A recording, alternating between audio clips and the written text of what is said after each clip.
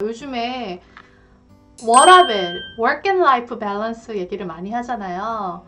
근데 저는 그 단어를 이제 10년 전에 로얄 더치 쉘 다닐 때 굉장히 많이 들었어요. 근데 돌이켜보면 그 회사는 워라밸이 너무너무너무 훌륭한 회사인데도 work and life balance를 더 개선해야 된다고 굉장히 많은 노력을 했었던 기억이 나요. 진짜 지금 생각해보면 글로벌 기업의 클래스 라고 해야 되나? 제가 기억나는 거 몇 가지만 얘기를 해볼게요. 우선 영국 자체가 1년에 그 휴가가 5주예요. 5주. 또 크리스마스부터 이제 설 연휴에는 거의 사람들이 일을 안 합니다. 이래저래 다 빠지고 없어요. 사무실에 거의 안 나와요.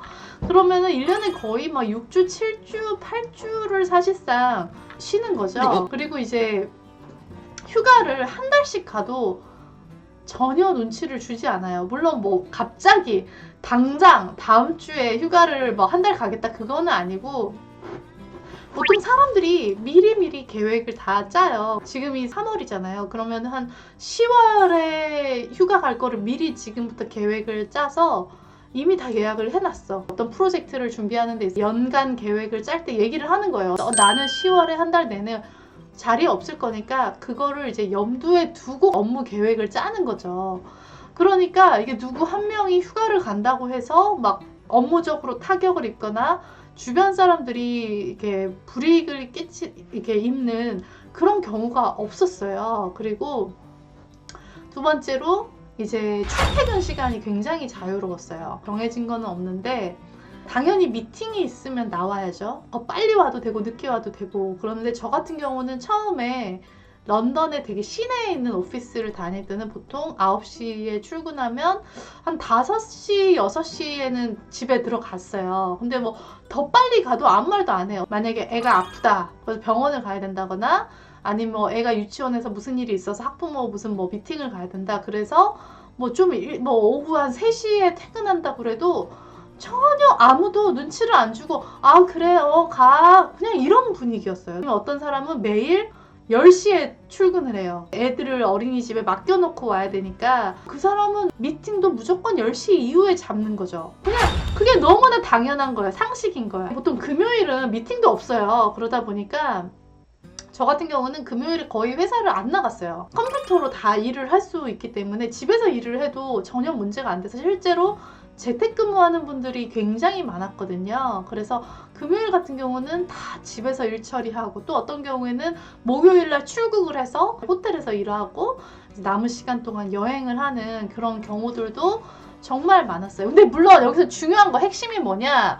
그렇다고 해서 우리가 일을 안 하냐? 아니에요. 우리 일 진짜 열심히 해요. 그래서 이렇게 이제 널널하면 뭐 생산성이 떨어지지 않냐, 일을 사람들이 대충 하지 않냐라고 생각하겠지만 전혀 아니고 자기가 맡은 역할은 책임을 지고 다 하는 거죠. 그러다 보니까 어쨌든 저도 뭐 이렇게 뭐 금요일에 안 나갈 때도 있고 빨리 퇴근하는 날도 있지만 막 정말 내가 프로젝트 데드라인이 되고 아니면은 뭐 중요한 미팅이 있어서 발표를 한다 그러면 밤을 새는 일들도 많고 그거는 내가 선택하고 내가 조절하는 거거든요. 각자 자기 페이스에 맞게 업무를 하고 애가 있는 분들은 보통 4시 정도에 퇴근을 해서 애랑 놀아주고 한 애가 10시쯤 잠들면 그때 컴퓨터 켜고 한 2시간 일하고 자고 이런 분들도 굉장히 많고 자기 라이프 스타일에 맞게 업무를 이제 하는 거죠.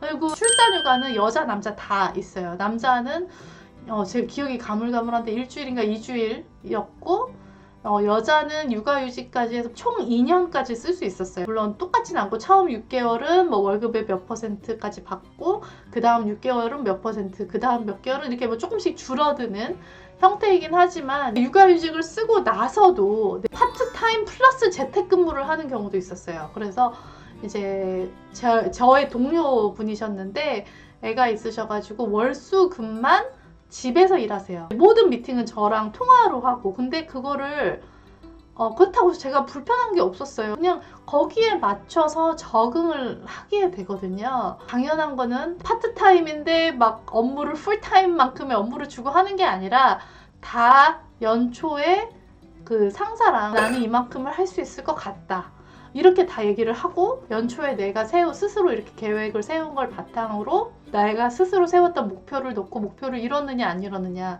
그 과정은 어떠했느냐 뭐 이런 것들을 놓고 이제 연말에는 실적을 이제 판단을 하는 거죠. 그러니까 이제 저는 우리나라 기업들을 보면서 안타깝죠. 사무실에 오래 앉아 있다고 이게 일을 많이 하는 게 아니거든요. 특히나 우리나라는 불필요한 회식과 야근이 너무 많잖아요. 영국에서는 일단 회식이 자주 없었어요. 정말 뭐 누가 이제 뭐 퇴사를 하는가 이직을 할 때 송별회, 누구 환영회 이런 거가 있지만 보통은 점심 식사로 하고 술을 먹는 그런 회식은 많아야 3개월에 한 번인데 그것도 보통 최소 한 달 전에 미리 알려줍니다. 애 키우는 집에서는 그날은 누가 애를 봐줘야 될지 계획을 세워야 될 거 아니에요. 술 안 마시는 사람은 전혀 그런 거 강요하지 않아요. 물론 처음부터 이 사람들도 이랬던 건 아니죠. 아니고 많은 그 담론과 노력과 투쟁과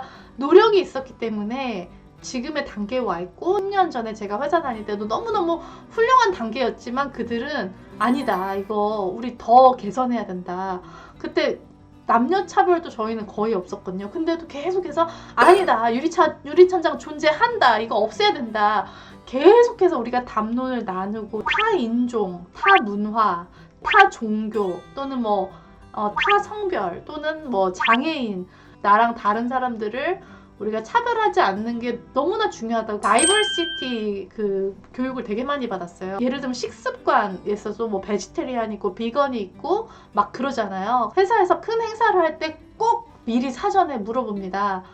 특별한 그 식이요법을 고수하시는 분이면 알려주세요. 베지테리안, 할랄, 코셔, 비건, 페스토 이런 거를 미리 알려주면 거기에 맞게 음식을 준비하는 거예요. 근데 우리나라 같으면 상상도 할 수 없는 일이죠. 부장님이 오늘은 짜장면, 그럼 다 짜장면인 거잖아. 근데 만약에 이 자리에 그 베지테리안이 있었다면 그 안에 들어가는 고기가 불편할 거고 무슬림이 있었으면 그 고기가 할랄이 아닌 게 불편해서 못 먹는 그런 상황이 발생하는데 그런 아주 일상적인 것들까지도 누군가가 차별당하지 않도록 굉장히 배려를 많이 했어요. 물론 모든 회사가 이렇지는 않아요. 그러니까 제가 좋은 회사를 다녔기 때문에 가능한 얘기입니다. 영국에서도 분명히 그런 열악한 환경에서 일하는 노동자들이 있고 착취당한 사람들도 분명히 있을 거예요. 네, 그래서 저는 굉장히 운이 좋았다고 생각하고요. 정말 선진국이었고 또 글로벌 회사였다는 두 가지 교집합이 있었기 때문에 가능하지 않았나 생각이 듭니다. 네, 우리나라가 제도는 그렇게 나쁘지 않다고 생각해요. 문제는 제도와 현실의 거리가 너무 멀죠. 그게 하루아침에 되는 게 아니고 위에서 해주는 게 아니고 밑에서부터 계속해서 논의를 하고 공감대를 얻고 하면서 조금씩 개선해 나가는 것 같아요. 네.